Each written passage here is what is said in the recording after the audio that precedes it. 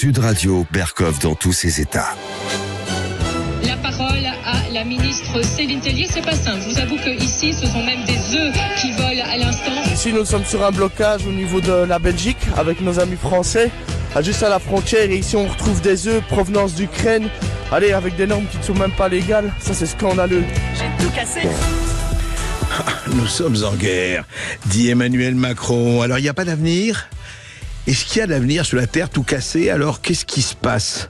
Pas d'avenir pour l'agriculture? Qu'est-ce qu'on veut? On veut qu'ils deviennent comme les Indiens d'Amérique? C'est ça? Une espèce en voie de disparition? Mais non, pas du tout, on les défend.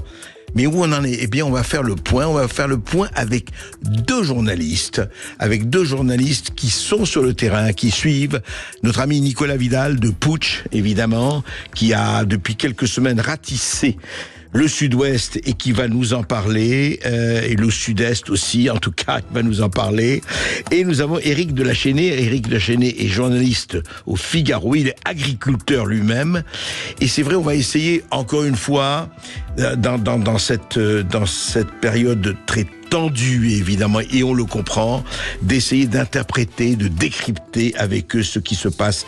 Et comme vous le savez, ici, on va continuer en toute liberté, bien sûr.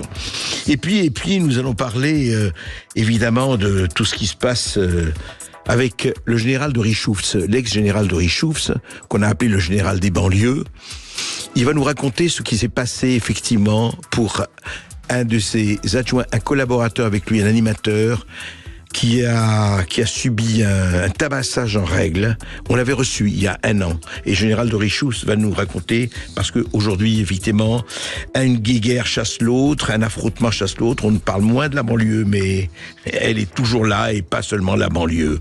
Et puis, alors, merveilleux, il faut féliciter nos sénateurs qui se sont adjugés 700 € supplémentaires de frais de mandat. C'est bien en ce moment. C'est vrai, les députés, c'était 350. Les sénateurs, qui s'estime peut-être nettement supérieur aux députés, ou en tout cas c'est une autre place. Voilà, c'est la première et la seconde, 700 €. Et puis nous allons recevoir une grande physicienne qui a été présidente du CNRS, Catherine Bréchignac, qui a écrit des livres remarquables, dont Retour vers l'obscurantisme, et qui raconte une histoire, on a l'impression que c'est une histoire passée, mais elle est tellement présente, la force de nos racines. Qui sommes-nous?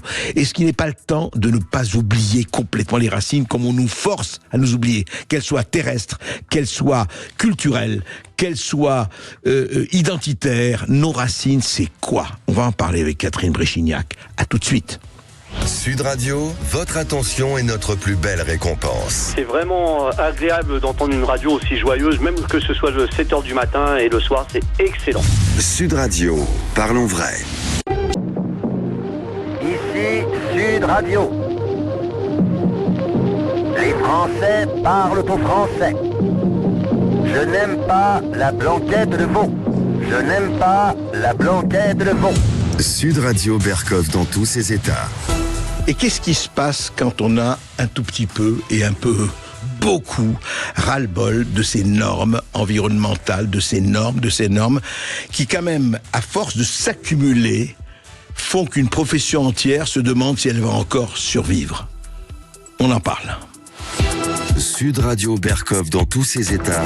Le fait du jour. Ouais, c'est bien sur un rythme de salsa, ou de mambo.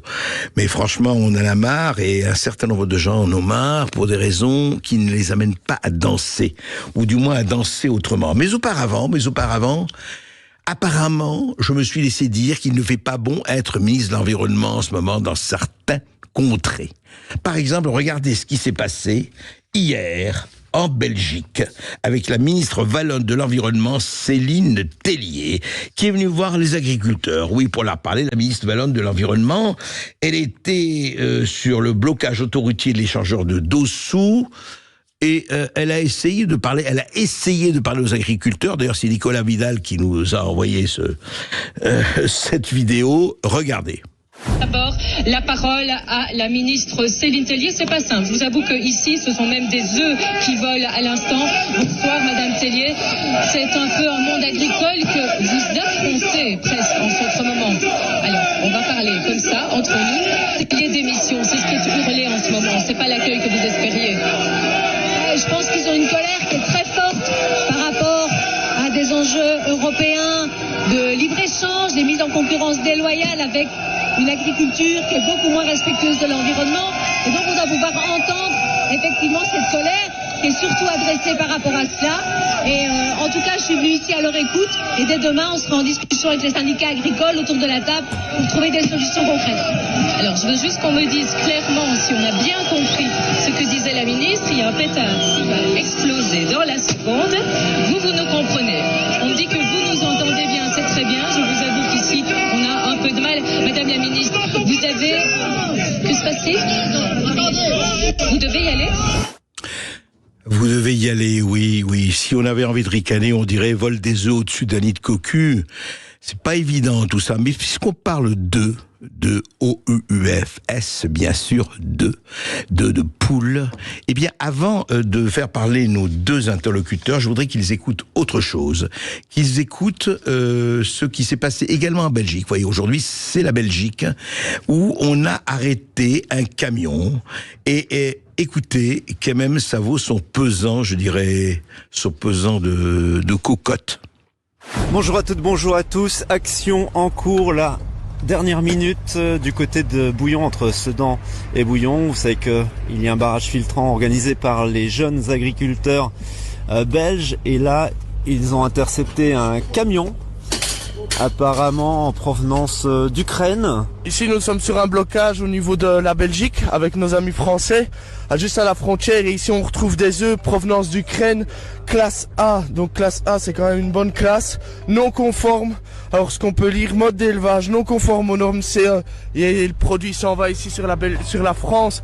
Est-ce que c'est pas scandaleux quand on voit tous nos éleveurs qui sont avec des lois et des normes scandaleuses que l'élevage doit être mis en avant et tout ça. Et ici, on se retrouve avec des produits qui viennent d'Ukraine, qui n'est déjà pas dans le pays de l'Europe et qui s'en va dans le pays européen. Allez, avec des normes qui ne sont même pas légales. Ça, c'est scandaleux. Voilà.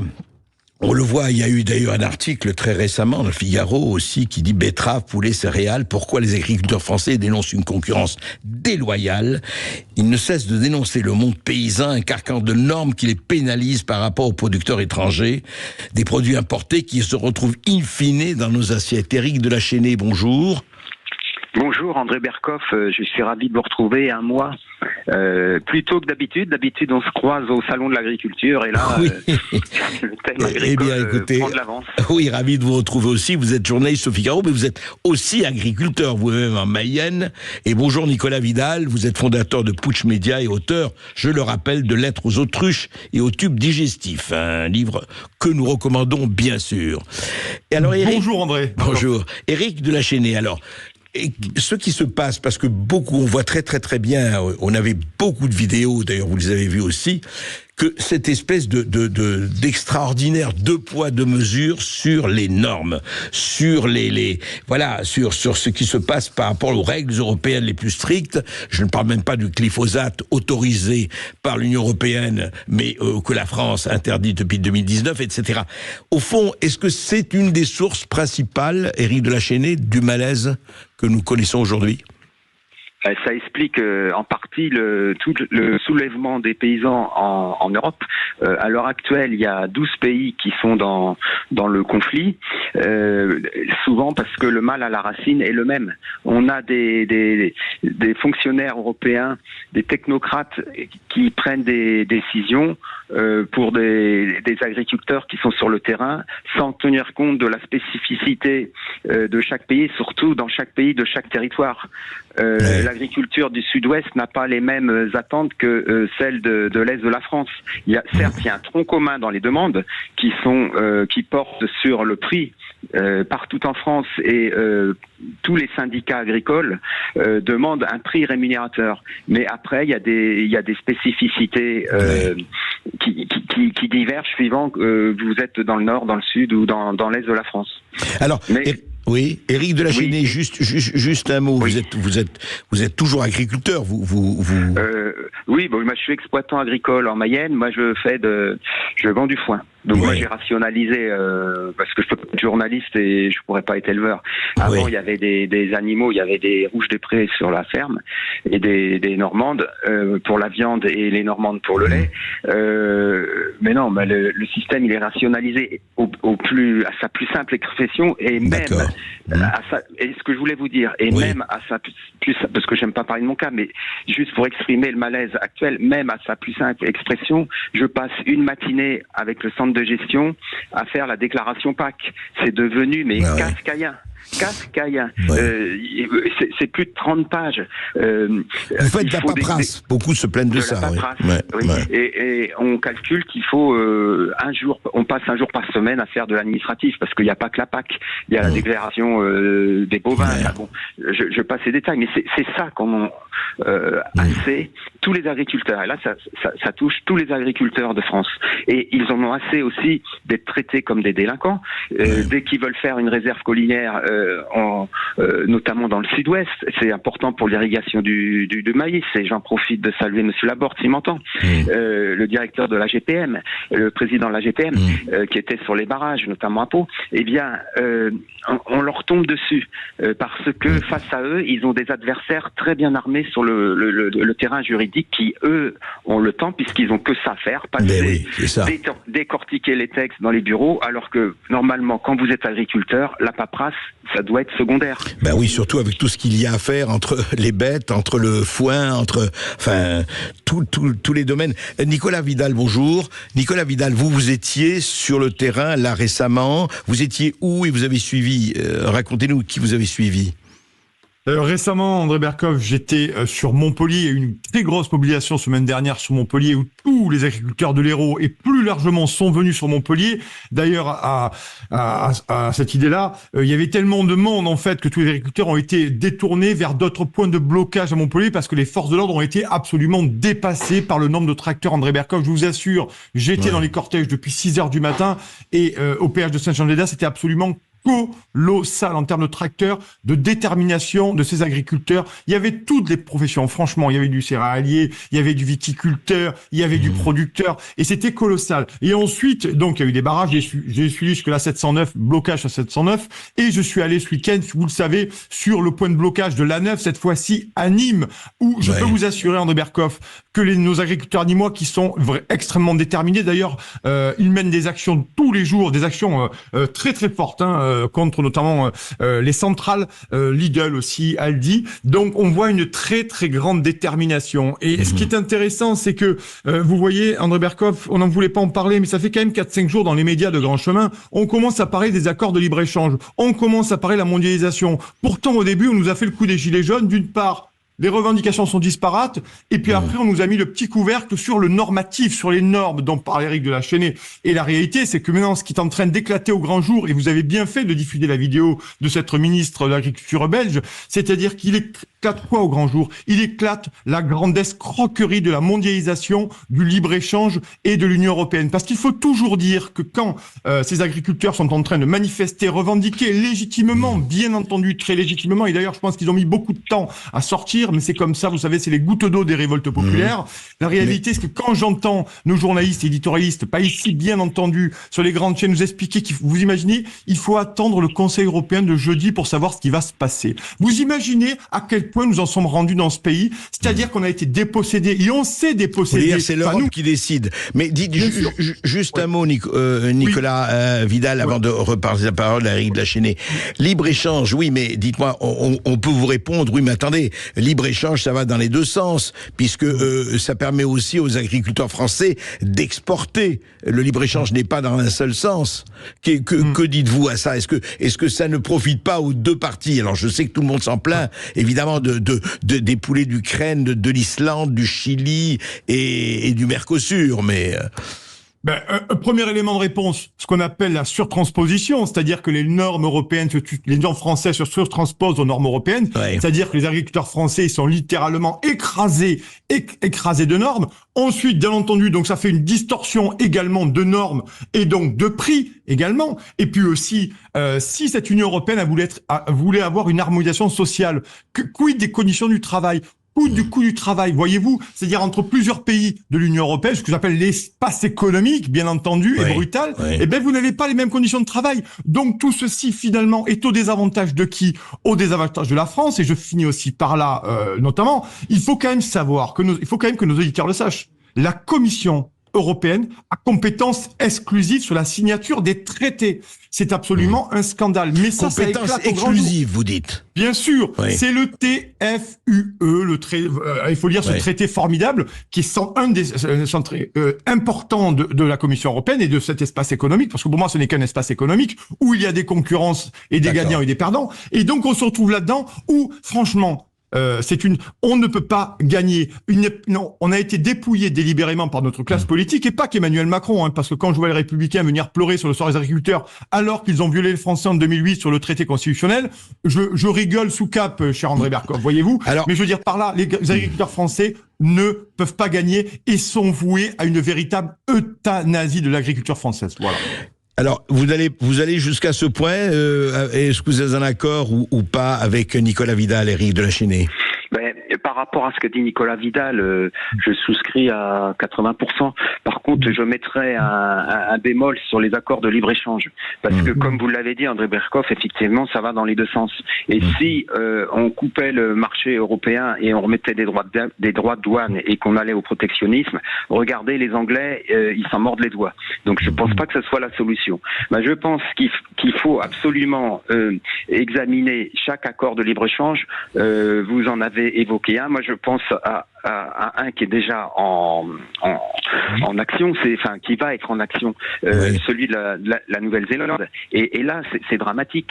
Ok, ça va permettre d'augmenter de 30% les échanges. Mais quel type d'échange? Là, dans ces échanges, c'est l'agriculteur qui va être la variable d'ajustement. Et ça, c'est pas possible. On va être obligé d'importer de l'agneau. Bon, on en importe déjà, mais bon, ça suffit comme ça. Moi, je pense à des paysans qui sont dans l'Ariège, que j'ai eu au téléphone et qui sont accablés parce qu'ils veulent défendre le pastoralisme.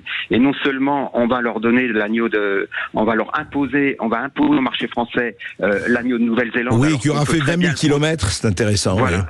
Oui, c'est très intéressant en équivalent carbone. C'est un peu totalement contradictoire avec les mêmes personnes qui prennent ces décisions sous le signe de la biodiversité, de l'écologie. On passe tout comme préférer le loup à l'humain et au berger. Là, on est en train de tuer à petit feu le pastoralisme et pour un coût de 66 millions, un coût total de 66 millions, dont 56 millions d'argent public et 10 millions de la poche des bergers et des éleveurs de brebis. Donc, c'est complètement ibué. Avec tout cet argent, on pourrait créer des emplois de bergers, on pourrait créer des routes pour avoir accès plus facilement ou des chemins pour avoir plus facilement accès aux essais. Donc, ça suffit. On peut pas faire tout et n'importe quoi dans ces accords de libre-échange et les agriculteurs ne peuvent pas être la variable d'ajustement. Et il faut dire que l'hôtel... Tout à fait. Paris, on va peut-être que cet après-midi, Monsieur Gabriel Attal va dire je vous aime, je vous ai compris. Ce qu'il a dit en Occitanie, il a comparé sa relation. Il faut des preuves d'amour. Il faut. Non, moi je pense que les agriculteurs ne sont pas dupes. Peut-être qu'il y en a un qui a été dupe. Éric de la Chênaie. En Haute-Garonne, mais le mouvement continue même en Haute-Garonne. On va en parler du mouvement qui continue. On va parler. On va avoir une petite interruption, mais rappelons que l'hôtel du libre-échange ne veut pas dire une maison de passe. C'est important. À tout de suite sur Sud Radio. Sud Radio Berkoff dans tous ses états, midi 14h. André Berkoff. Ici Sud Radio. Les Français parlent au français. Les carottes sont cuites. Les carottes sont cuites. Sud Radio Berkoff dans tous ses états. De retour dans Berkoff dans tous ses états, on parle toujours des agriculteurs en colère avec Éric de la Chênaie, le journaliste au Figaro, et Nicolas Vidal, le fondateur de Pouche. Et on accueille François Xavier qui nous appelle depuis la Saône-et-Loire. Bonjour François Xavier. Oui, bonjour François Xavier. Oui, bonjour André, merci de me recevoir sur votre antenne et félicitations pour la qualité de vos émissions. Merci. Oui, je voulais apporter une petite précision concernant ces manifestations d'agriculteurs. En fait, ce que je voulais, c'était souligner en fait, à quel point le problème est assez délicat, en fait, tant l'agriculture est diversifiée en France, et qu'en fait, par là, ce que je veux dire, c'est que chaque région, en fait, rencontre ses propres problèmes. C'est ce qu'a dit Éric de la Chênaie, effectivement. Voilà. Et nous, alors qui sommes en Saône-et-Loire, on a un problème majeur qui nous touche particulièrement, c'est la prédation du loup. Voilà.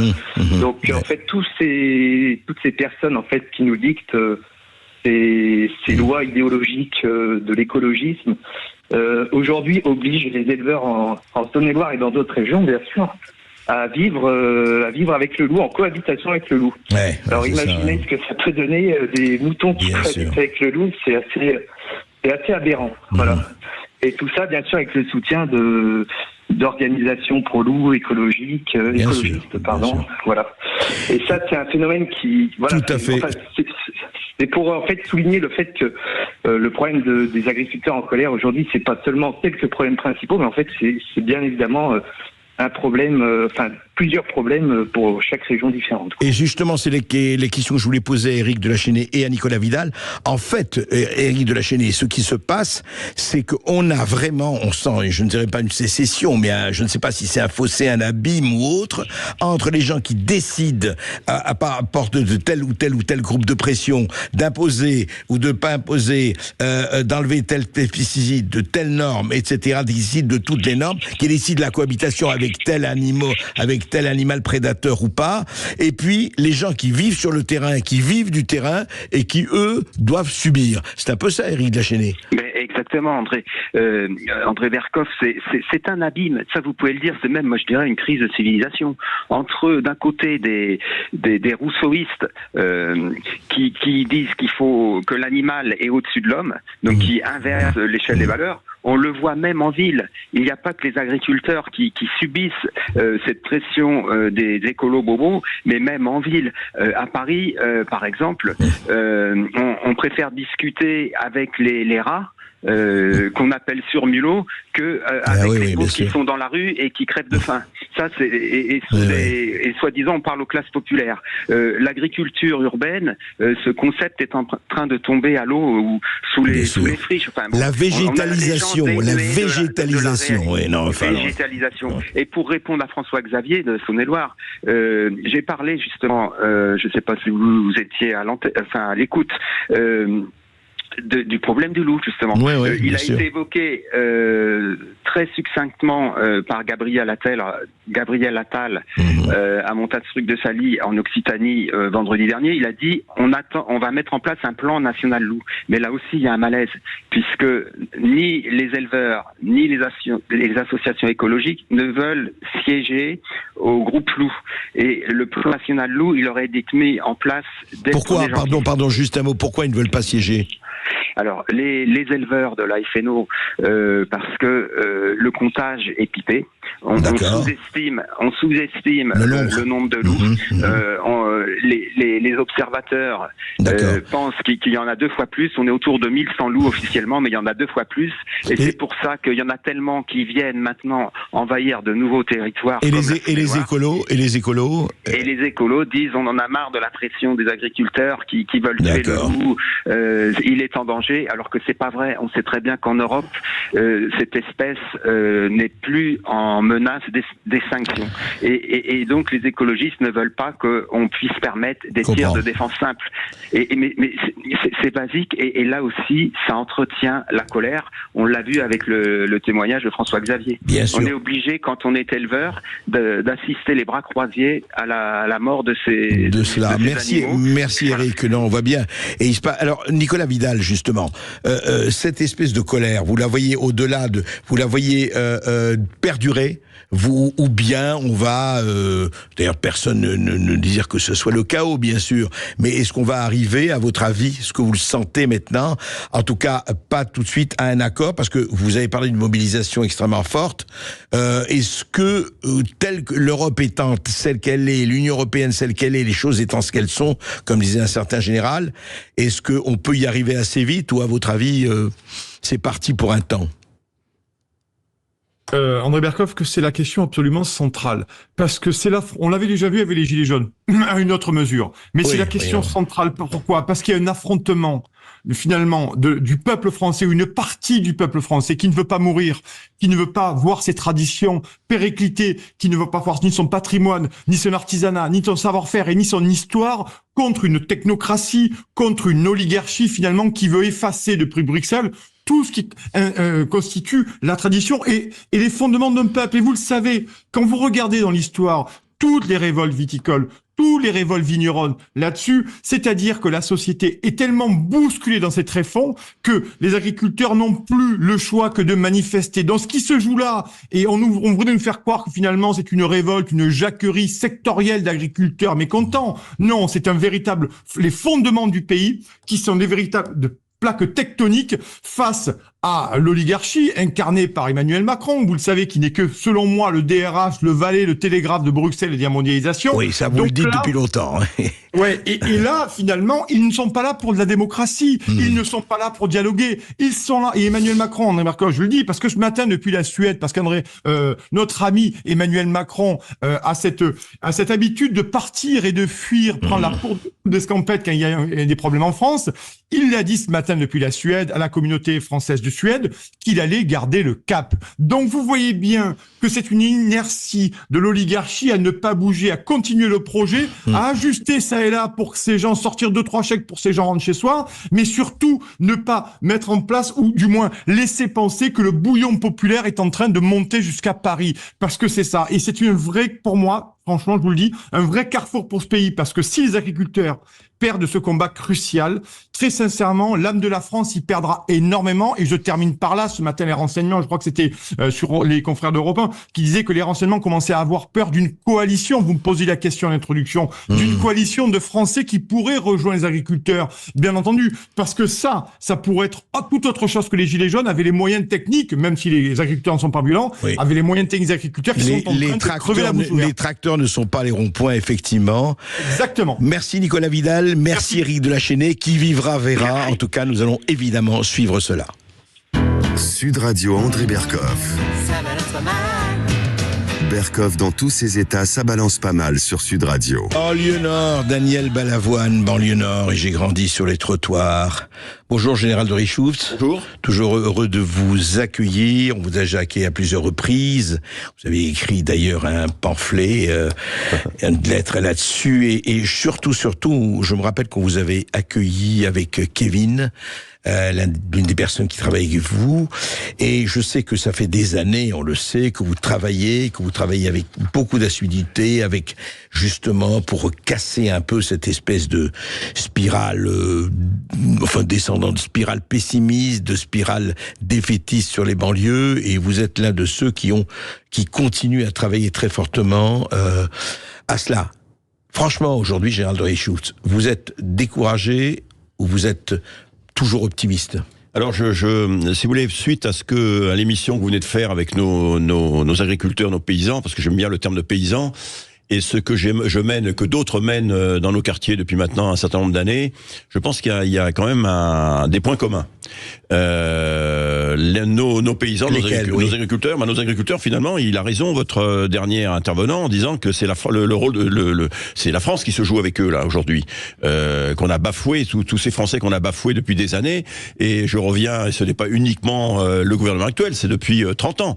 Et puis, donc, on leur enlève l'habit français. C'est-à-dire que finalement, grâce ou à cause de l'Europe, à cause de l'internationalisme, on dit, finalement, vous êtes plus français, vous rentrez dans une espèce de mouvance internationaliste. Et de l'autre côté, dans les quartiers que je suis maintenant depuis 15 ans, et avec l'évolution que j'ai constatée, cette évolution ayant eu un point crucial au mois de juin-juillet dernier, avec les manifestations qui ont coûté la peau du dos, qui ont vu une violence extraordinaire. Le refus d'obtempérer, la mort de la haine et tout ça. Et vous vous rendez compte que là, d'un côté, nous n'avons pas réussi à amener cette population qui est immigrée de ces longues dates d'ailleurs, ces jeunes, dans la France. Donc d'un côté, on fait quitter la France, et de l'autre, on n'arrive pas à leur faire gagner la France. Et pourquoi?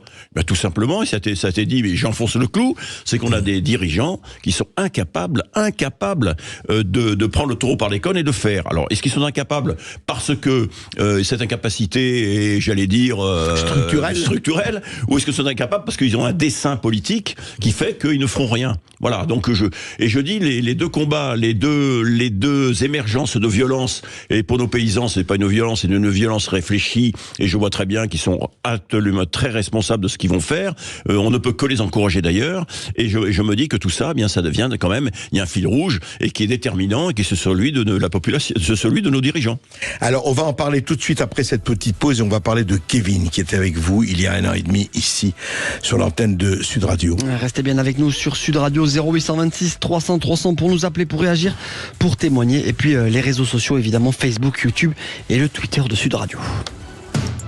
Sud Radio Berkov dans tous ses états. Appelez maintenant pour réagir 0826 300 300. Ici Sud Radio.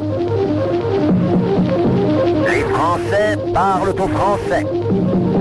Je n'aime pas la blanquette de veau. Je n'aime pas la blanquette de veau. Sud Radio Berkov dans tous ses états. Et nous sommes toujours avec le général Emmanuel de Richoufs, qui est essayiste, qui travaille depuis une quinzaine d'années avec les cuits dans les banlieues, qui fait un travail tout à fait passionnant et méritant. Et je voudrais juste rappeler qu'il était venu il y a 1 an et demi à cette antenne de Berkov dans tous ses états, avec Kevin qui travaillait avec lui, qui était un des animateurs du mouvement. Et Kevin avait témoigné, et écoutez ce que disait Kevin à l'époque. Qu'est-ce qui fait, vous dites, c'est pas de leur faute? Est-ce que ce n'est pas trop facile de dire c'est pas de leur faute? Ça pourrait être facile, mais quand on a fait le tour, ça fait plus de 20 ans. Ou plus de 30 ans, qu'il y a des plus anciens que moi qui ont alerté. Même, on peut dire, bon, après, je suis pas trop dedans, mais le rap, tout ça, c'était des alertes. Il y a eu des acteurs associatifs qui ont alerté de tous ces problèmes. On a eu des émeutes en 2005, où personne ne savait quoi faire. À un moment donné, si les banlieues s'embrasent, même l'armée, j'ai beaucoup de respect pour l'armée, mais ils iront nulle part. Parce que oui, ça résout pas le problème, quoi. Il y a une détermination. Chez les jeunes, on veut survivre. Quand un jeune, quand je vous dis, ils ont pas le choix, c'est qu'il aspire à être quelqu'un. Et quand toutes les portes de l'État se ferment, ou même du travail, de l'emploi, il faut bien qu'ils vivent. Alors, voilà, il disait, même l'armée n'y arrivera pas. Qu'est-ce qui est arrivé? Et il faut qu'ils survivent et ils sont déterminés. Qu'est-ce qui est arrivé à Kevin, général de Richoufs? Kevin, que je connais, puisqu'on l'a rappelé là depuis maintenant plus de 10 ans, était quelqu'un d'extraordinaire, volontaire, qui était sorti, j'allais dire, qui avait compris que, en définitive, son salut ou le salut de cette population, de ces jeunes, n'était pas dans la drogue, dans la marginalité et dans la recherche de petits commerces florissants, mais était dans la France. Et il a avec moi, je l'aidais du mieux que je pouvais, donc amené un certain nombre de jeunes. Il était animateur, il s'occupait de quoi, lui? Animateur sportif, et puis pas que sportif, c'est-à-dire qu'il essayait de faire en sorte que les jeunes qu'il avait sous sa houlette, des jeunes de 10 à 20 ans, pour faire simple, filles et garçons, puissent intégrer un cursus qui les aurait amenés au travail. Oui, hors de la drogue, hors de la narco, hors de l'extrémisme. Il avait parfaitement réussi, tant et si bien que des jalousies se sont fait jour, et qu'il a été salement poignardé le 15 décembre. Nous nous sommes rencontrés le 14 décembre. Je me souviens très bien, j'étais venu à Paris et je suis allé le voir dans son fief. Et depuis un certain nombre de semaines et de mois, il me disait régulièrement, je suis menacé, je fais tout en mon pouvoir, je suis menacé. Par qui? Par les bandes qui trafiquent, etc. Parce que, si vous voulez, à partir du moment où Kevin prenait sous sa houlette des jeunes, et sous sa protection des jeunes, il les sortait des bandes, vous voyez. Et donc les bandes, elles n'ont plus de chouf, donc il y avait une espèce à la fois de jalousie, et on dit on te fera payer ça. Il leur prenait le personnel, voilà, les narcotrafiquants pour le ramener. Voilà, donc c'est ainsi que j'ai pu accueillir un certain nombre de ces jeunes le 30 avril à Nîmes, de ces jeunes-là qui sont aujourd'hui orphelins en quelque sorte.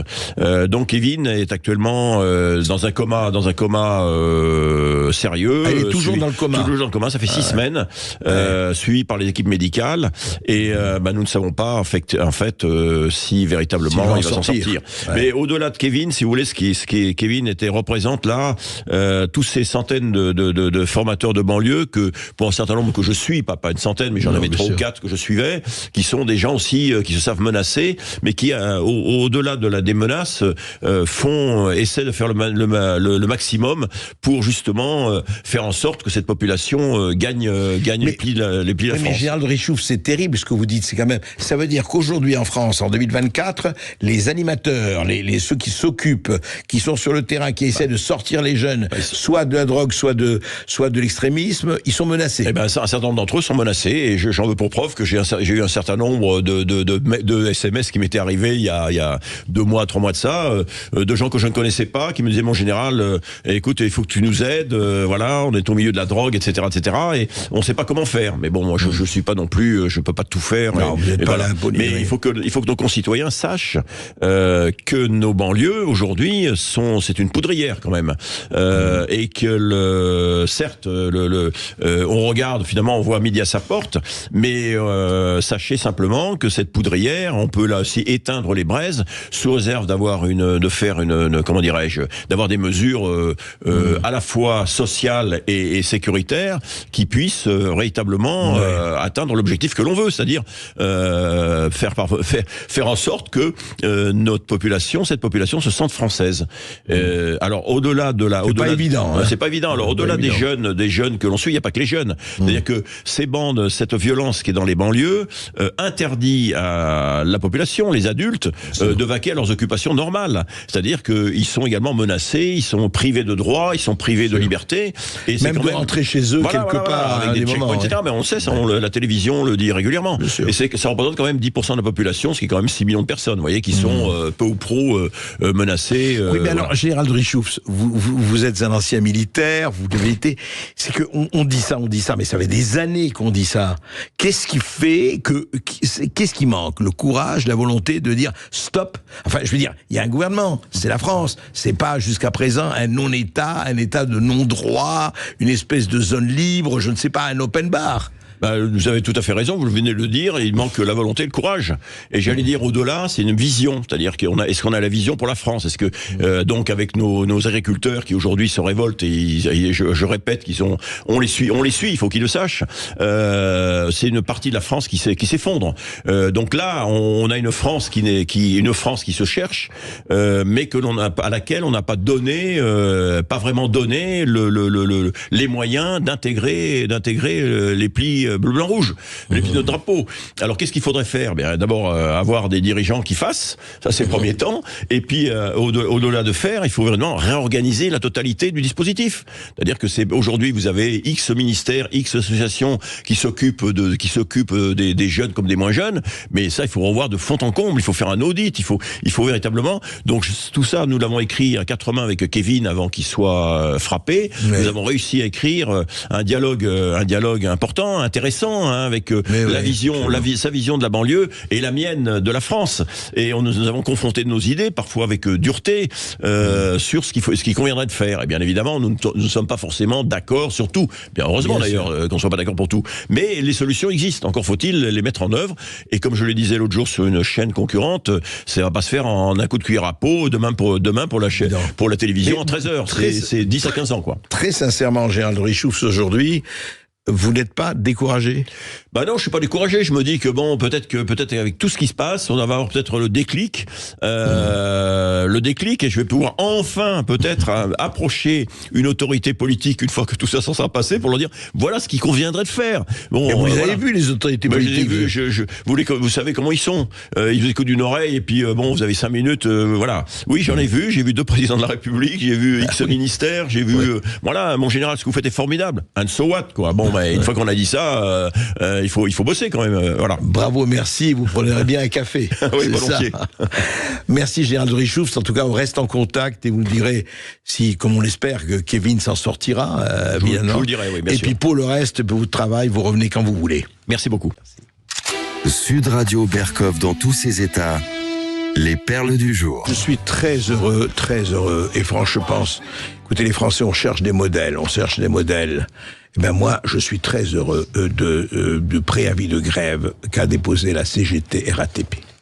Alors, voyez, nos amis qui font cette émission, Manu, Thibault, Esteban, voyez, vous pouvez pas préposer un préavis de grève. Hein. Vous êtes là, vous pouvez demander des ruptures conventionnelles, mais la CGRATP dépose un préavis de grève et là, ça réjouit mon âme d'enfant du 5 février au 9 septembre.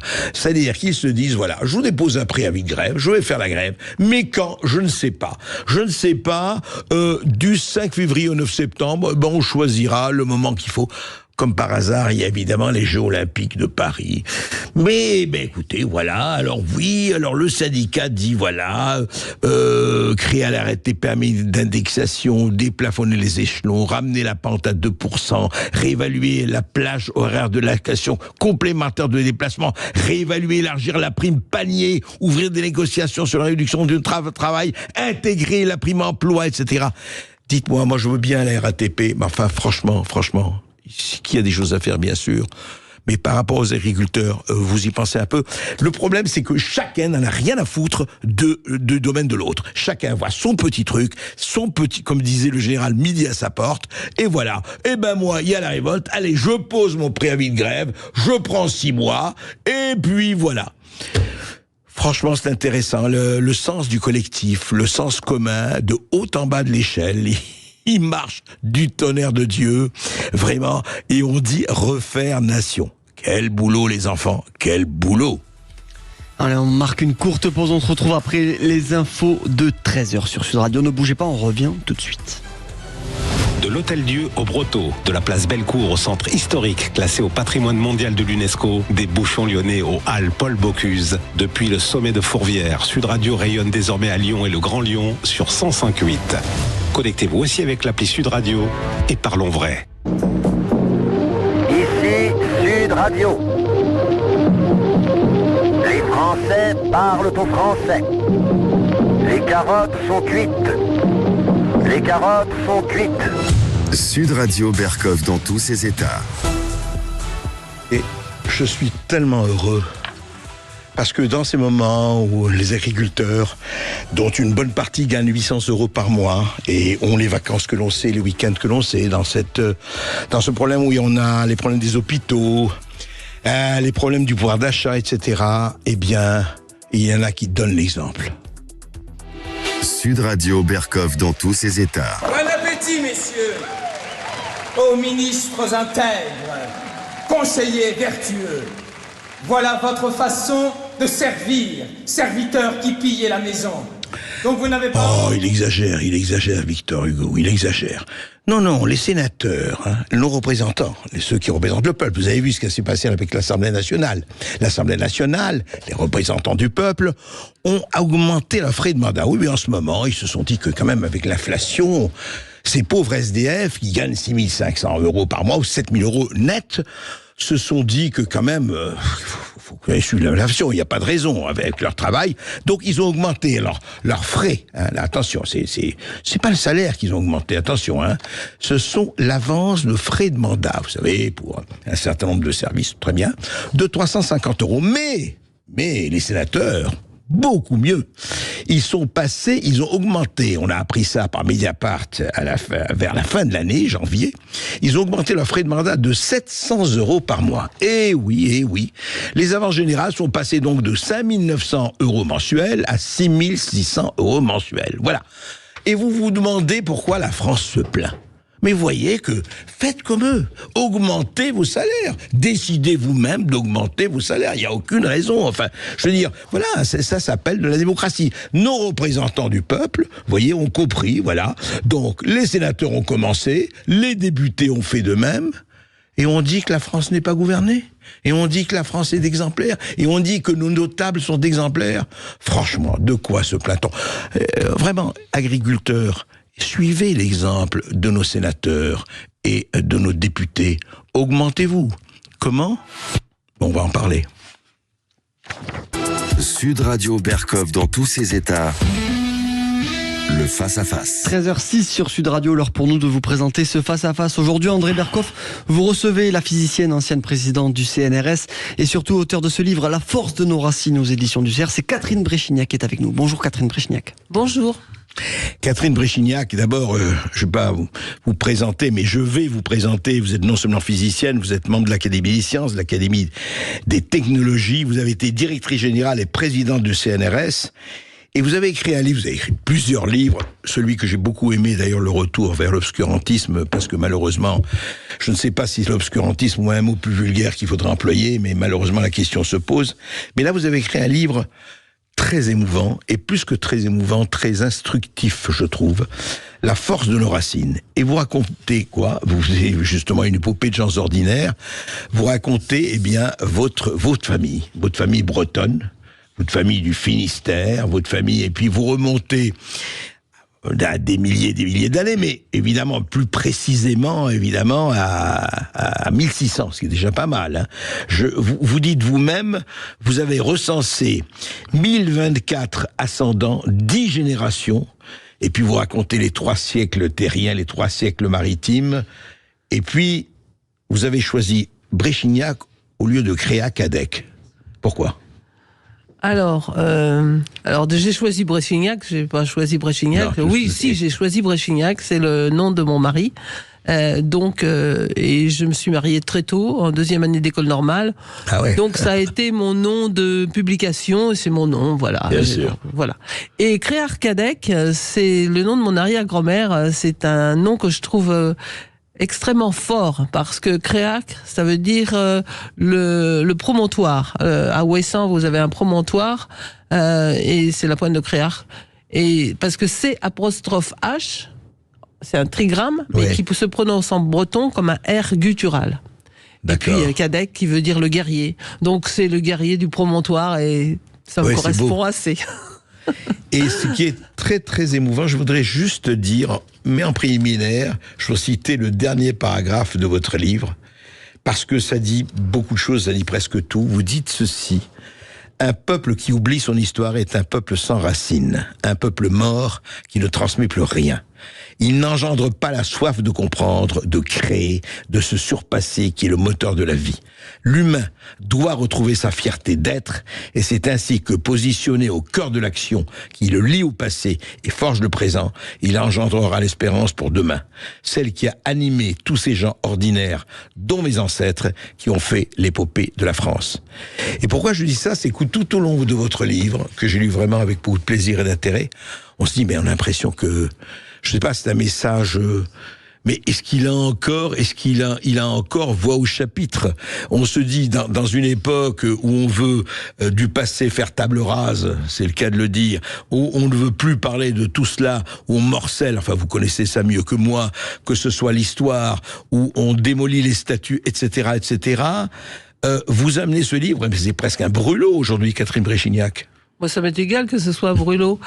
Mais en fait, c'est vrai. C'est-à-dire qu'en fait, il ne faut pas... Aujourd'hui, on est pris entre deux feux, je dirais. Le premier, c'est de dire...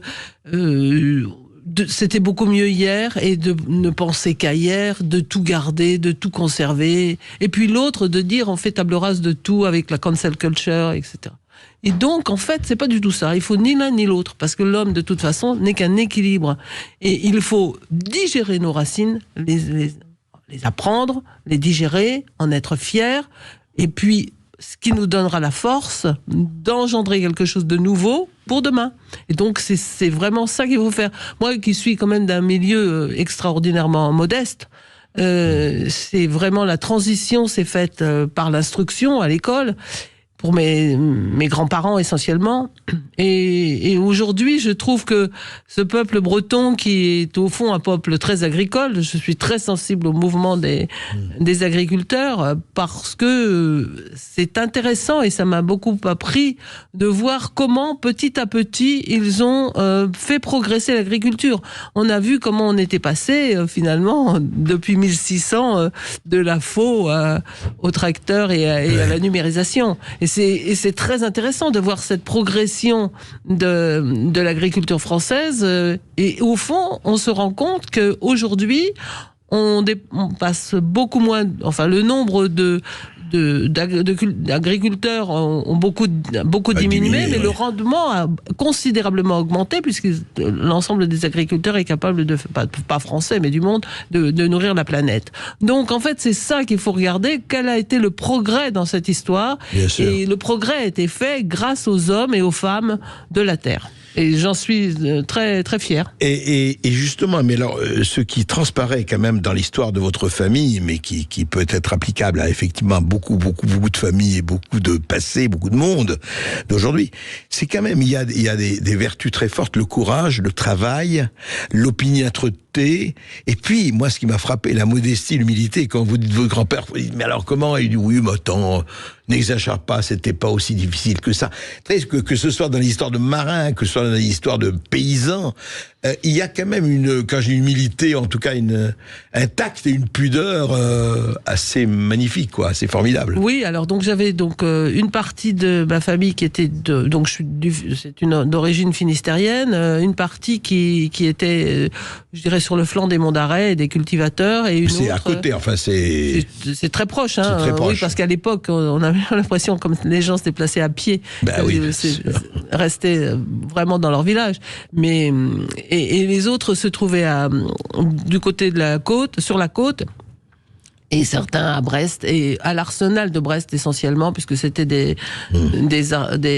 ouvriers de l'Arsenal ou des marins, et donc j'ai un arrière-grand-père qui m'a fait beaucoup rêver parce que il est de Mousse, il a passé tous les échelons pour arriver à premier maître voilier et être sur un bateau école et de faire avec les marins à qui il enseignait de faire le tour du monde. Et bon, quand mon grand-père me racontait ça, j'étais passionnée par ces personnes qui ont vraiment, comme vous le dites, une résilience, une force extraordinaire.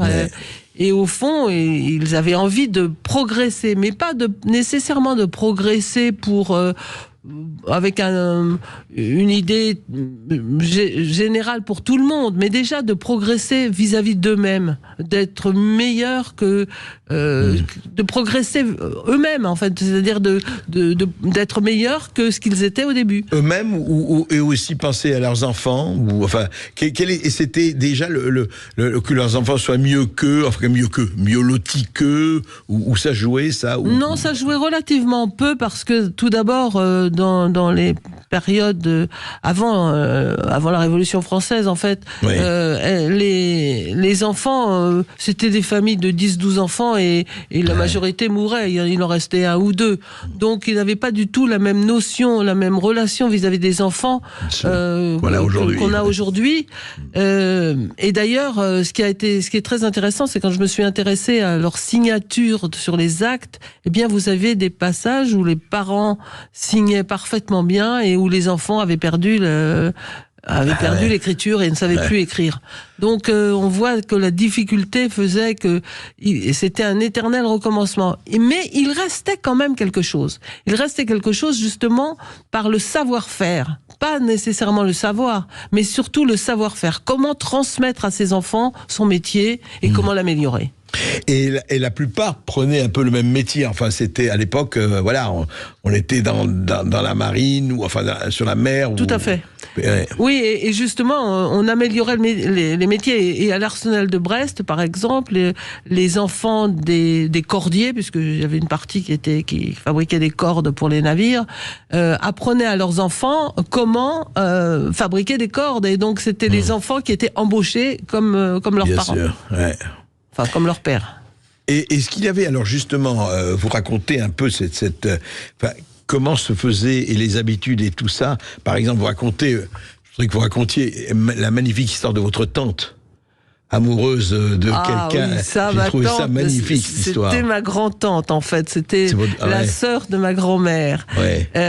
Alors, chez ma grand-mère, c'était une famille de 14 enfants, dont 11 ont survécu, puisque déjà, à l'époque de ma grand-mère, survivait, il passait le certificat d'études.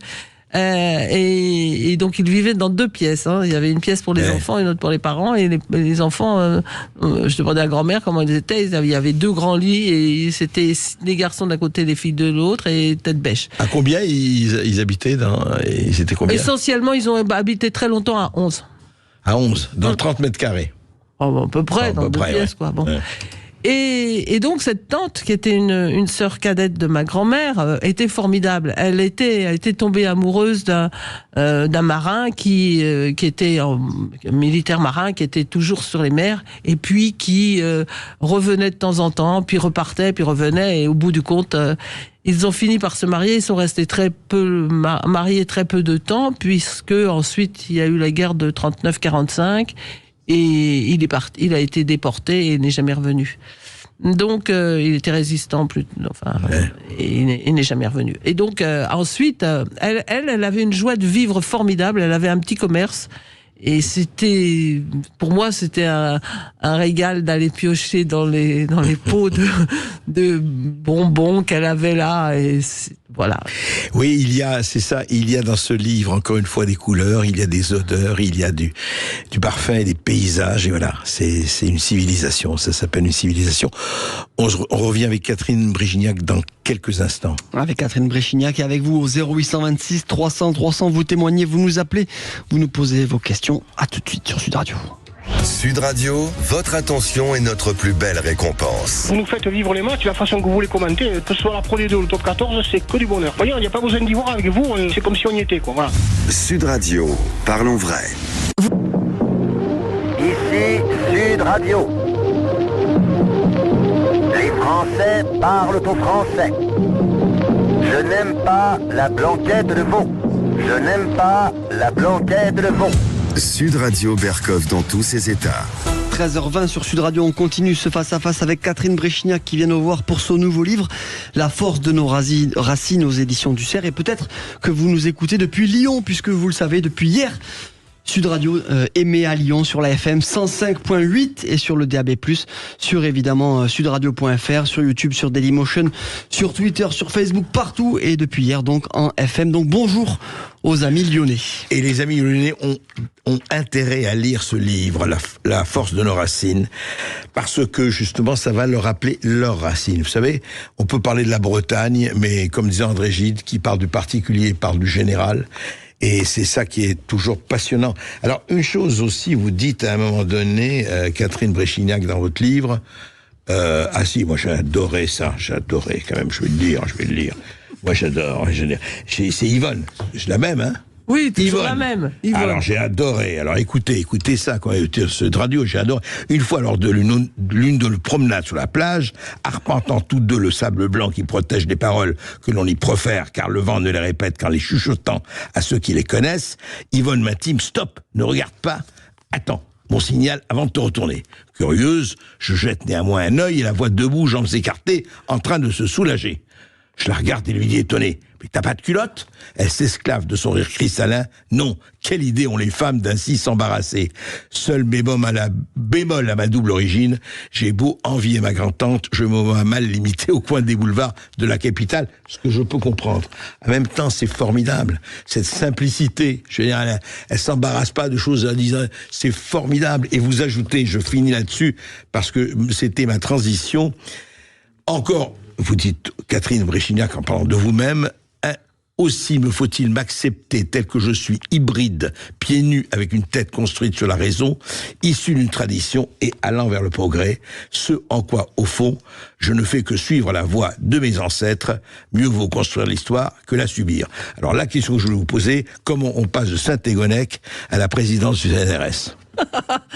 Oui, ça c'est vrai que c'est étonnant et je pense que si mon arrière-grand-père François Hyacinthe m'avait vu, il en serait très très très très fier. C'est sûr.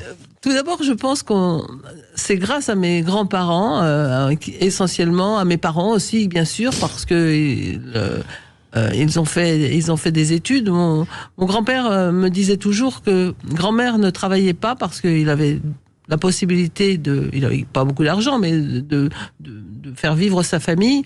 Mais il m'a dit, mais ta mère, j'ai voulu qu'elle fasse des études. Et effectivement, ma mère est devenue professeure d'université, ce qui est extraordinaire. Ouais.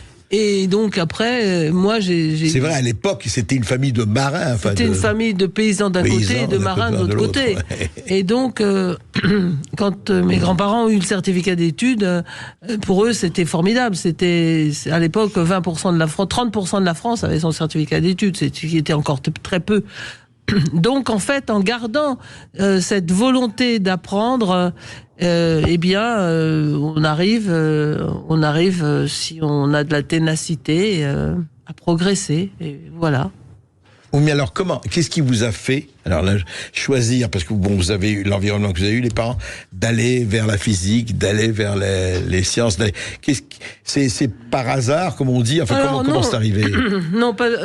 C'est par hasard, oui et non. Tout d'abord, j'étais dyslexique, donc on avait dit à mes parents, elle n'ira pas plus loin que le brevet. Alors, bon. Et là, avec mes origines de granit, si je puis dire, je me suis dit non, ça je vais pas me laisser faire. Le côté menhir de votre personnalité. Le côté menhir de ma personnalité. Ouais. Et je me suis dit non, je peux pas me laisser faire comme ça. Et j'ai eu un professeur de mathématiques en 5e, parce que j'avais redoublé ma 6e, tellement j'étais mauvaise. Et j'avais eu un professeur de mathématiques en 5e qui m'a enthousiasmée. Et ce professeur, je me suis dit, je vais travailler pour lui faire plaisir. Et c'était vraiment du travail pour faire plaisir à quelqu'un. C'est très important, les relations humaines, les relations entre les professeurs et les élèves. Et donc, pour compenser un peu cette dyslexie, j'étais plus orientée vers les mathématiques et les sciences, qui étaient pour moi, au fond, plus faciles que de faire de la littérature, bien que ensuite j'ai énormément essayé de compenser en lisant beaucoup. Et je me souviens avoir lu tous les Misérables depuis le début jusqu'à la fin, avec toutes les guerres de Napoléon, pour essayer de corriger ces erreurs que je faisais en écrivant. Et maintenant j'écris. Voilà, mais c'est très. Non mais mais arriver. Est-ce que les qualités. Alors ensuite, une fois que je suis rentré à l'école en mathématiques, la promo de mathématicien, je la trouvais un peu trop triste. Alors j'ai fait de la physique. Et là, je me suis dit, mais quand même, pour faire de la physique à haut niveau, il faut se battre au niveau international, parce que j'avais quand même dans la tête d'aller revoir la Patagonie de cet arrière-grand-père. Donc je me suis dit, comment je vais pouvoir y arriver? Vous y pensiez, la Patagonie? Déjà, j'y pensais, oui, j'y pensais. Et donc, il faut être sur la scène internationale. Et ensuite, je me suis prise de passion pour ce que je faisais et sur les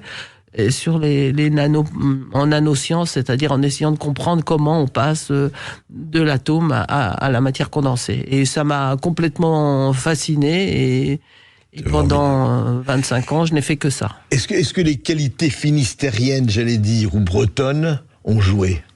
Sans doute. Catherine Bréchignac. Oui, je pense. Oui. Et lesquelles, à votre avis? Avec le recul, mais là, vous l'avez. L'envie de vivre. Ouais. L'envie de vivre dans un climat parfois rude. La ténacité. Et puis aussi... au fond, j'aime la difficulté, l'envie d'affronter la difficulté. Ouais. C'est passionnant. D'ailleurs, on sent que vous l'avez aussi écrit pour vos enfants et petits-enfants. Hein. Oui. J'imagine. D'ailleurs, c'est mon petit-fils qui a fait la carte. Oui, j'ai vu. J'ai reconnu, puisque vous lui dédiez il s'appelle Marwan. Voilà, c'est pas le Marwan. Voilà. Avec 2 N. Avec 2 N, oui. C'est tout à fait breton. On se retrouve juste après cette petite pause rapide. Sud Radio Berkov dans tous ses états. Appelez maintenant pour réagir 0826 300 300.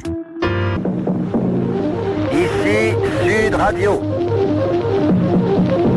Les Français parlent aux Français. Les carottes sont cuites. Les carottes sont cuites. Sud Radio Berkov dans tous ses états.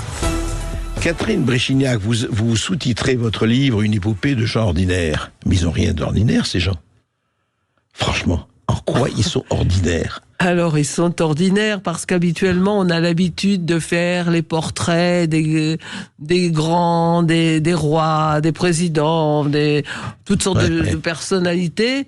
Et eux, au fond, ne sont pas ainsi. C'est-à-dire qu'en fait, quand on regarde les arbres généalogiques, vous avez les très grands arbres avec des gens qui ont eu des rôles, forts. Qui ont été seigneurs, militaires, etc. Alors que là, ce sont au fond les forêts, les arbres généalogiques, c'est les forêts de nos régions.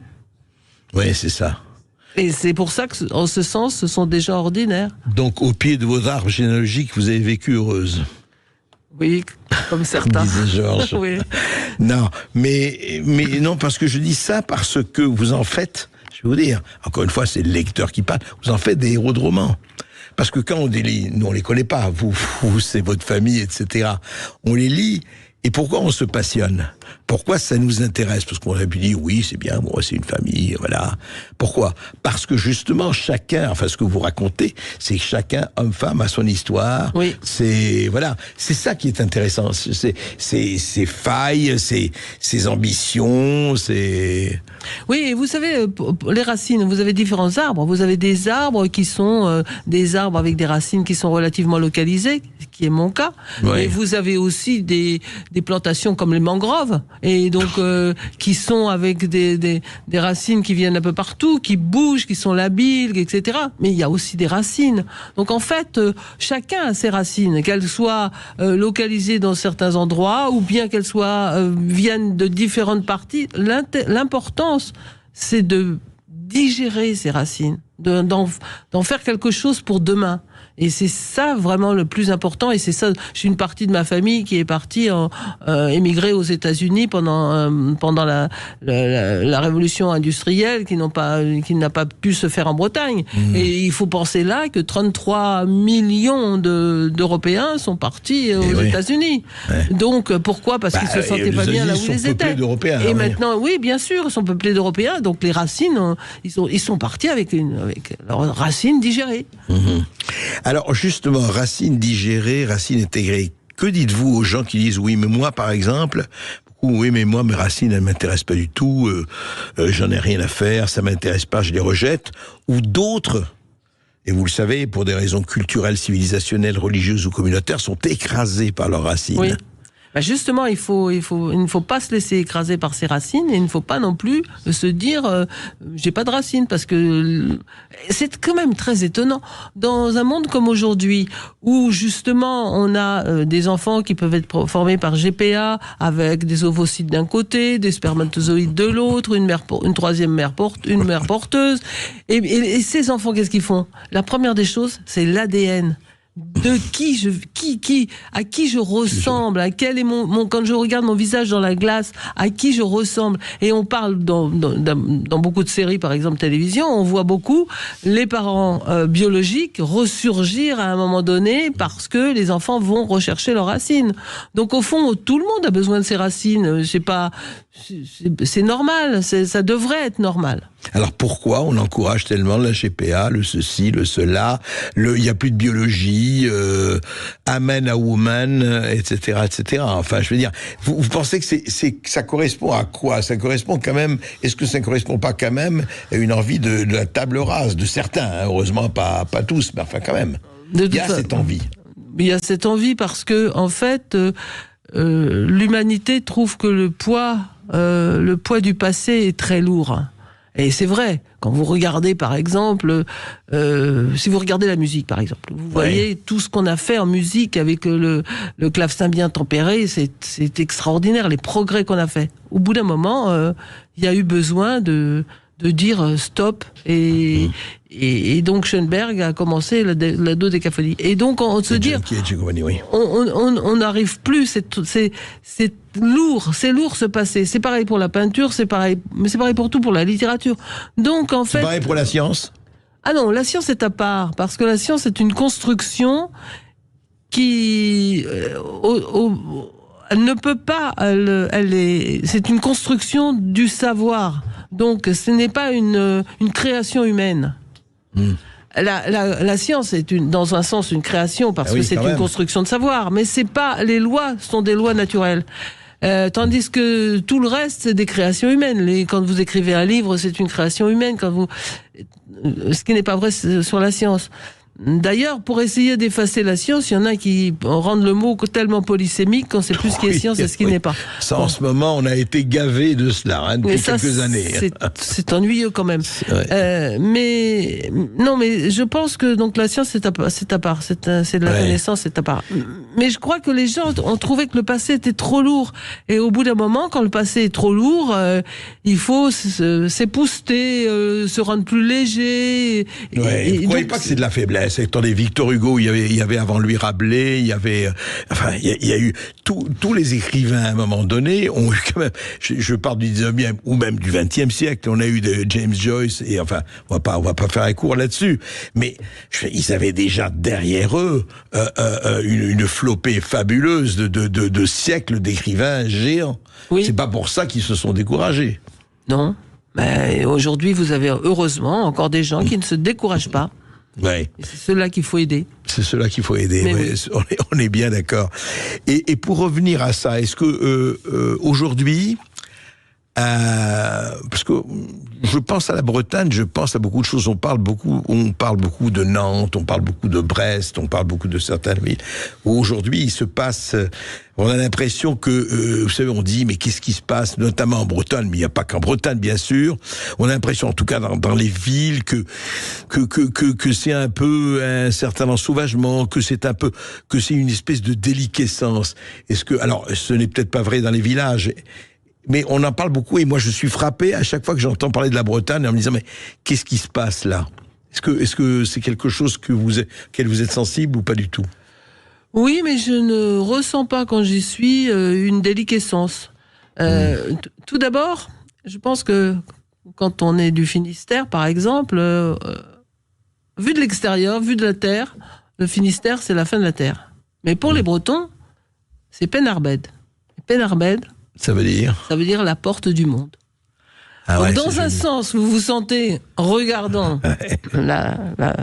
le continent, et dans l'autre cas, vous courez après le soleil parce que c'est Finistère, c'est Penarbed. Voilà. On choisit l'ouverture au monde. Et la porte du monde. On choisit l'ouverture au monde, et donc c'est extraordinaire. Ou bien on se retourne sur soi-même et on dit c'est la fin. Bon, moi je préfère Penarbed. Oui, je comprends. C'est très joli. D'ailleurs, vous savez qu'il y a l'un des plus beaux poèmes qui n'est pas breton, c'est quand même Barbara de Prévert. Bien sûr. Quand il parle du bateau de Ouessant, il pleuvait quand même sur Brest, etc. Ce jour-là, je souriais et je souriais de même. Voilà. Oh Barbara, quelle connerie la guerre. Oui. Et c'est devenu maintenant. Ça a beaucoup marqué. Oui. Les guerres. Oui. Ouais. Les guerres ont beaucoup marqué, surtout parce que, au fond, Brest, c'est une ville qui vit de la guerre. Parce que Brest vit avec l'Arsenal, enfin plus maintenant, mais a vécu pendant des siècles avec l'Arsenal, et l'Arsenal ne vit que par la guerre. Donc, oui, ça a été c'est la capitale nationale. Ça a été, oui. Depuis quand d'ailleurs? Alors, Brest a été un port depuis très longtemps, parce que les Romains s'y sont installés. Ça a été un des grands ports de l'Occident avant de rentrer quand ceux qui venaient du sud et allaient vers le nord s'arrêtaient à Brest, parce que la rade de Brest est une rade absolument extraordinaire, avec un goulet qui la sépare de l'océan. Et donc a été un grand port pendant très très longtemps. Et c'est pour ça que Louis XIV en a fait un port de guerre. Mais oui. Et en fait, c'était donc toute votre famille, enfin une partie de votre famille. Une partie. Et c'était énorme. Et puis alors, j'ai beaucoup apprécié aussi les facultés calembourgeoises de votre grand-père, notamment à propos de Morlaix. Oui, ça c'était quand on prenait le train, on mettait 7 heures pour faire Paris-Brest, et donc dans le train au départ il fallait pas parler parce qu'il y avait du monde dans le compartiment. Alors grand-père me disait 7 heures Paris-Brest. Oui. Alors quand j'étais petite, donc il y avait 3 classes. Pour une première, alors grand-père me disait la première c'est pour les riches, la troisième c'est pour les mal éduqués, et la seconde c'est pour la classe moyenne, c'est-à-dire c'est nous. Alors bon, donc on était dans le compartiment, on ne parlait pas au début, puis petit à à petit, les gens descendaient, et à la fin, évidemment, on restait à peu, et j'avais le droit de parler à voix haute. Et donc, grand-père, quand on arrivait à Brest, il disait, tu connais le chef de gare qui n'a pas le droit d'avoir de chien? C'est Morlaix. Parce que quand il crie Morlaix dans son haut-parleur... le chien arrive. Voilà. Oui, mais regardez, vous racontez l'histoire, Catherine Bréchignac, elle est formidable. Elle est de la planète Mars. Quand vous dites, on n'avait pas le droit de parler, et quand, effectivement, on arrivait en fin de parcours, là, j'avais le droit de parler. J'imagine, en 2024. J'avais pas le droit de parler à voix haute. Non, mais je veux dire, oui, mais enfin, attendez. Non, mais aujourd'hui, en 2024, qui n'a pas le droit de parler dans les trains pendant... Si, on fait attention aux portables. On fait quand même attention. On vous dit quand même ne pas... mettez vos portables en sourdine.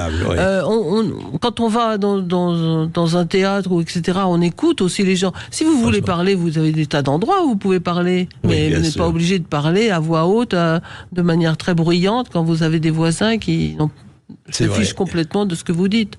Et en fait, votre dernier chapitre, enfin le dernier chapitre du livre, où vous parlez du monde d'aujourd'hui, oui. Vous n'êtes quand même pas, on vous sent pas d'un enthousiasme absolument délirant sur un certain nombre de dérives. Non, il y a des dérives qui sont exagérées. Mais je pense qu'il y en a eu à toutes les époques. Vous pensez? Oui, remarquez, on peut dire ça. Quand même. Il y a eu quand même aussi le goût d'envoyer des gens à la mort, peut-être, enfin...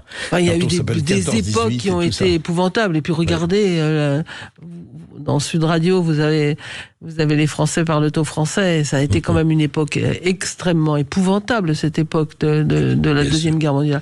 Donc l'humanité a passé toutes ces époques tyranniques... et bon, aujourd'hui, on est dans une autre époque, mais on a aussi des difficultés de vivre. Et pour votre famille, alors je reviens à la force des racines, les deux guerres ont joué un rôle très différent. Oui, très différent. En quel sens? Dans la guerre de 14-18, mon grand-père avait 17 ans et il s'est engagé volontaire. Ses frères aînés étaient partis à la guerre, mais lui n'avait pas besoin de partir et il est quand même parti. Il s'est quand même engagé et est parti à la guerre. Je lui posais beaucoup de questions et en fait, il ne voulait pas répondre. Pourquoi, à votre avis? Parce que je pense qu'il a vécu des choses abominables. Bon, je suis sûr qu'il a vu bien sûr. Des hommes mourir devant lui, il en a peut-être tué, enfin bref. Et il voulait pas en parler. Il voulait pas en parler, non. Il a eu des citations, mais il voulait pas en parler. C'est après, quand j'ai eu son livret militaire, mais il était déjà mort, mais quand j'ai écrit ce livre et que j'ai lu son livre militaire, j'ai compris ce qu'il avait vécu. Et l'autre guerre était différente. L'autre guerre était beaucoup plus... Là, c'était la guerre du front qui était difficile. Dans l'arrière-pays, les gens vivaient à peu près normalement. La Seconde Guerre mondiale, évidemment, tout le monde était impliqué. Et l'occupation a été à Brest, l'occupation a été forte parce que dès l'appel de Gaulle, tout de suite les Allemands sont arrivés et c'est pour ça qu'il a rapatrié sa famille à Morlaix et lui allé à Brest et puis après ils sont arrivés sur Paris. C'est comme ça qu'ils sont arrivés sur Paris. On continue à parler de cette épopée de Jordinaire, de la famille Bréchignac, enfin la famille de Catherine Bréchignac, pour être plus précis, la force de nos racines. Après une petite pause. 0826 300 300 pour nous appeler, pour témoigner, pour poser vos questions ou tout simplement pour réagir. On revient dans quelques petites secondes sur Sud Radio, ne bougez pas. Sud Radio Berkov dans tous ses états, midi 14h. André Berkov. Ici Sud Radio. Les Français parlent au français. Je n'aime pas la blanquette de veau. Je n'aime pas la blanquette de veau. Sud Radio Berkov dans tous ses états. 13h47, on est toujours dans le face-à-face avec André Berkov et Catherine Bréchignac pour ce nouveau livre, La force de nos racines. Et on accueille Claude qui nous appelle depuis Perpignan. Bonjour Claude. Bonjour Claude. Oui, bonjour André Berkov et bonjour Catherine Bréchignac. Bonjour. Moi, j'ai écouté votre échange avec André Berkoff avec énormément, beaucoup d'intérêt. Je dois dire, à titre personnel, mon père à moi devait avoir l'âge de votre grand-père à vous, ou peut-être même un petit peu plus âgé. Et je voudrais dire deux choses. La première chose, c'est que la façon pour moi de traduire les racines, c'est, je disais souvent, la seule chose dont je suis sûr, c'est c'est les choses que mon père m'a transmises, parce que celles-là, elles existaient. La deuxième chose que je voudrais dire, c'est un témoignage. Mon père il travaillait au chemin de fer. Il était réquisitionné en gare de Lyon à Paris. Nous vivions en région parisienne.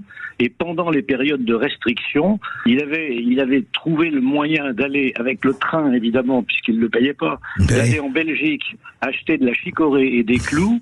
Ensuite, il repartait de Paris avec sa chicorée et ses clous en Bretagne. Il allait, je ne me souviens plus dans quel village de Bretagne, où il avait lié des liens avec une ferme, et il pouvait ramener du beurre et des œufs. Je trouve que c'est extraordinaire. Ouais. Voilà. C'est joli, joli. Ça c'est très important ce que vous racontez là. Tout d'abord, je salue Perpignan parce que j'ai un cousin, Germain Carléguer, qui y habite. Et de plus, je dois dire que c'est important ce que vous venez de dire, parce que c'est la solidarité entre les hommes qui est très importante. Et cette solidarité, elle dépasse les frontières, même des frontières proches. Oui, absolument. Et si je peux me permettre juste un dernier truc, nous voyagions à l'époque en 3e. Voilà. Non, pas parce que nous étions mal élevés. Vous étiez mal éduqué, Claude. Voilà.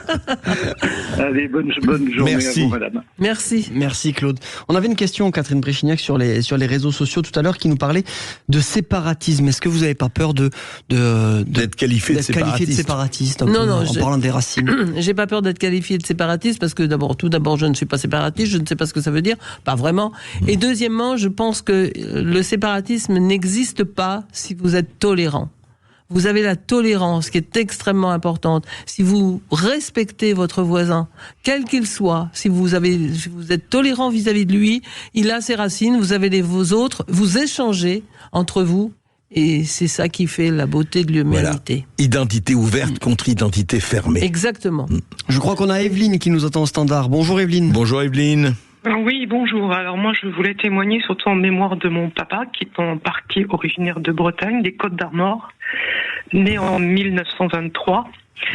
Une anecdote, il a donc trouvé du travail dans le Vexin, où se trouvait ma famille d'agriculteurs.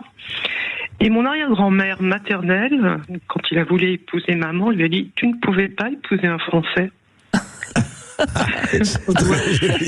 Bon, ensuite, papa donc a vécu des moments très difficiles. Il est mort à 97 ans après une vie très dure en travaillant à 12 ans, puisqu'il a été placé dans les fermes où ce n'était pas très heureux.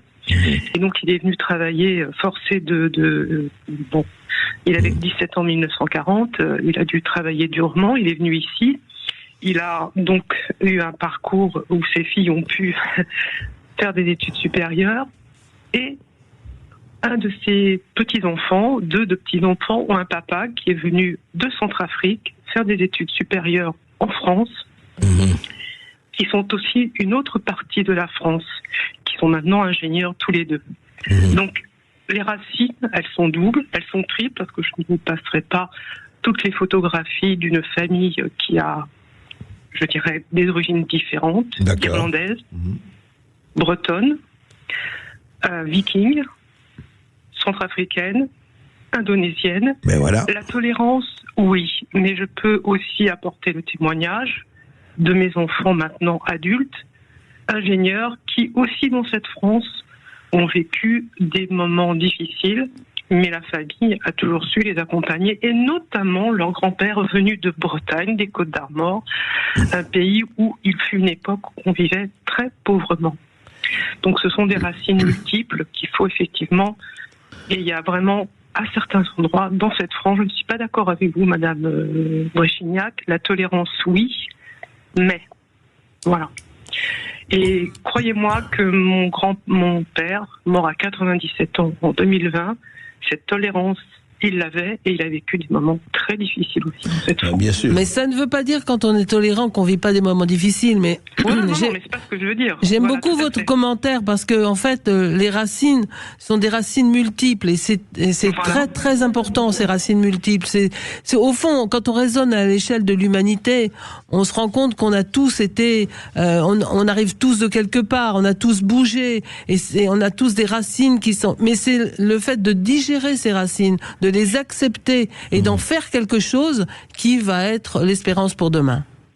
Oui, et cette arrière-grand-mère qui avait dit à mon papa qu'on ne pouvait pas épouser un Français, j'ai eu une de mes tantes qui a épousé un descendant des esclaves français. Donc on a un visage très multiple de la France et chaque racine a su s'adapter et c'est peut-être un problème majeur actuellement. Oui. Non, mais ça c'est vrai. Non, c'est vrai. Tout à fait vrai. Mais il faut que la tolérance, vous savez, la tolérance s'exerce des deux côtés. Vous savez, on pourrait en parler des traites négrières pendant très longtemps aussi. Beaucoup de choses à dire, vous le savez. Non, je crois que c'est très important, mais je voudrais juste terminer cette émission en demandant à Catherine Bréchignac ce qu'elle pense de cette phrase. J'en ai commencé à parler hors antenne. C'est quand on a demandé à Jean-Paul Sartre qu'on peut aimer ou ne pas aimer, mais dont on ne peut pas contester quand même la puissance d'écrivain, peut-être pas moins de philosophe que d'écrivain, enfin pour moi. On lui a demandé, Sartre, vous avez écrit sur la liberté, vous avez écrit beaucoup de traités sur la liberté, mais est-ce que vous pourriez en une phrase définir ce qu'est la liberté ? Et il a dit, c'est pour ça que je vous pose la question, et ça rejoint ce qu'on était en train de discuter tous, il dit, la liberté, c'est ce que vous faites de ce qu'on a fait de vous. On ne choisit pas ses origines, on ne choisit pas sa naissance, on ne choisit pas ses parents, on ne choisit pas son lieu d'éducation, mais après, c'est vous qui gérez. C'est vous qui gérez, au vrai sens du terme, au fond le plus profond, ce que vous allez faire de votre programmation d'origine. Est-ce que vous êtes d'accord avec ça ? Moi, je suis d'accord avec ça. C'est-à-dire qu'en fait, on choisit évidemment rien, mais d'abord, on a une chance phénoménale, c'est de vivre. Parce que la vie est quand même quelque chose d'extraordinaire. Quand vous regardez l'univers, vous vous rendez compte de la chance que vous pouvez avoir. Et cette chance, il ne faut pas la rater. Il faut vraiment la prendre à bras-le-corps, aimer la vie et faire avec tout ce qu'on a appris, parce qu'on ne peut pas apprendre tout, mais une partie, et nos racines en particulier, en faire quelque chose de bien. Et c'est effectivement ce que l'on fait avec ce que l'on a, qui est toute la valeur ajoutée de l'humain. Et cette valeur ajoutée de l'humain, mais c'est pour ça, vous le racontez. D'ailleurs, c'est très intéressant parce que ce que vous racontez dans cette épopée de gens dits ordinaires, moi je ne sais pas ce que c'est que quelqu'un d'ordinaire, mais bon, mais je vois très bien comment vous employez cela. C'est qu'au fond, on a l'impression que chacun, dites-moi si cette image vous convient, c'est juché sur les épaules de l'autre. Oui, c'est ce que disait, c'est ce qu'on a dit depuis déjà très longtemps, c'est ce qu'a dit Newton, c'est ce qu'a dit Chrétien de Troyes, c'est effectivement, si je vois plus loin, c'est parce que je suis sur les épaules des géants. Et c'est exactement ça, c'est vrai pour la science, c'est vrai pour tout. Quand vous faites de la science, vous êtes vos racines, parce que moi j'ai des racines qui sont très multiples, même si elles sont terriennes d'un côté, et bien de l'autre côté, quand on fait de la science, avec les racines de tous les scientifiques qui nous ont précédés et qui ont trouvé des choses formidables, ils ne les trouvent jamais tout seuls, jamais. Même vous n'auriez par exemple Einstein, si Einstein n'avait pas existé, un autre aurait existé, enfin un autre aurait trouvé la relativité. En fait, il faut être très humble quand on fait de la science parce que justement on fait progresser un tout petit peu par rapport à ce que tous les scientifiques précédents ont trouvé. Et c'est ça qui fait la construction de la science, c'est cette solidarité pour construire la connaissance qui est très importante. Et là aussi, c'est d'autres racines. Les pieds sur terre et la tête dans les étoiles. C'est Catherine Bréchignac. Et lisez son livre. Merci Catherine Bréchignac d'avoir été avec nous. Je rappelle ce livre, La force de nos racines, disponible aux éditions du Cerf. André Berkoff, demain vous revenez entre midi et 14h. Édition un peu spéciale demain entre 13h et 14h puisque nous serons avec Marie-Estelle Dupont et Sophie Audugé. On va faire une émission spéciale sur l'éducation pour les enfants, notamment à l'école. Tout de suite, c'est Brigitte Lahaye sur Sud Radio. À demain. De Fourvière à Montplaisir, de la Cité internationale à Gerland, du parc de la Tête d'Or à Saint-Just, depuis le sommet de Fourvière, Sud Radio rayonne désormais à Lyon et le Grand Lyon sur 105.8. Connectez-vous aussi avec l'appli Sud Radio et parlons vrai.